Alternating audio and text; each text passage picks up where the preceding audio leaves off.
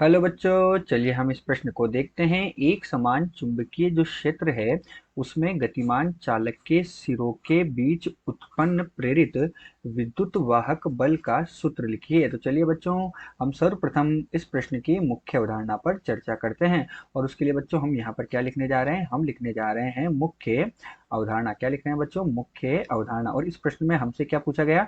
इस प्रश्न में हमको एक समान जो चालक दिया गया है उस चालक पर प्रेरित विद्युत बल का मान निकालना है। तो बच्चों, इस प्रश्न की जो मुख्य अवधारणा है उस मुख्य अवधारणा में हम देखते हैं कि हमें क्या करना है, एक चालक लेना है। तो हम क्या कर रहे हैं बच्चों? एक चालक तार ले रहे हैं। तो मैंने बच्चों यहाँ पर एक चालक तार का लूप बनाया।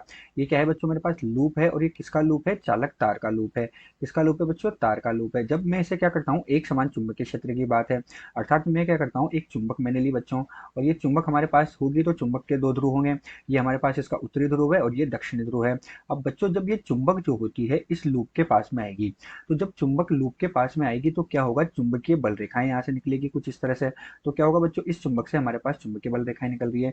ये चुंबकीय बल रेखाएं इसके पास आते आते ये लूप जो है उससे गुजरेगी। तो इससे जब चुंबकीय बल रेखाएं गुजरेगी तो गुजरने के कारण इससे बद्ध चुंबकीय फ्लक्स के मान में क्या होगा? परिवर्तन होगा।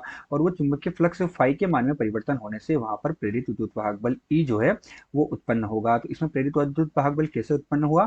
चुंबकीय बल रेखाएं निकलने से क्या हुआ? इसके फ्लक्स में परिवर्तन हुआ और वहां प्रेरित विद्युत वाहक बल उत्पन्न हो गया। यही हमारे पास क्या है? इस प्रश्न की मुख्य अवधारणा है। तो चलिए बच्चों, अब हम मुख्य अवधारणा के आधार पर प्रश्न को हल करते हैं। तो मुख्य अवधारणा में हमने देखा कि यहाँ पर प्रेरित विद्युत वाहक बल उत्पन्न हुआ। तो जो प्रेरित विद्युत वाहक बल उत्पन्न हुआ वो निम्न सूत्र द्वारा दिया जाता है। ई बराबर कितना होता है बच्चों? ऋण डी फाइव बटे डी टी होता है। कितना होता है? ऋण डी फाइव बटे डी टी होता है। जहाँ फाई हमारे पास क्या है बच्चों? फाई हमारे पास चुंबकीय फ्लक्स होता है। फाई क्या होता है? चुंबकीय फ्लक्स होता है। अर्थात प्रेरित विद्युत वाहक बल क्या हुआ? फ्लक्स में परिवर्तन की दर है समय के सापेक्ष। यही प्रेरित विद्युत वाहक बल होता है। और हम जानते हैं जो फाई होता है चुंबकीय फ्लक्स, ये कितना होता है बच्चों? बी गुणा ए के बराबर होता है। जहां बी चुंबकीय क्षेत्र है, जहां बी क्या है बच्चों? बी हमारे पास चुंबकीय क्षेत्र होता है। और ए क्या होता है? ए हमारे पास अनुप्रस्थ काट क्षेत्रफल है। ए क्या है बच्चों? हमारे पास क्षेत्रफल होता है। अतः हमारे पास जो प्रेरित विद्युत वाहक बल है उसका मान कितना प्राप्त होगा? प्रेरित विद्युत वाहक बल का मान ऋण डी बाई डी टी और कितना प्राप्त हुआ? बी गुणा ए के बराबर प्राप्त होगा। तो ये हमारे पास प्रेरित विद्युत वाहक बल का सूत्र हो गया जो हमें प्रश्न में पूछा गया है। अतः दिए गए प्रश्न में प्रेरित विद्युत वाहक बल जो है उसका सूत्र ई बराबर ऋण डी फाइव बटे डी टी के बराबर प्राप्त हुआ। आशा करते हैं आपको प्रश्न समझ आया होगा। धन्यवाद।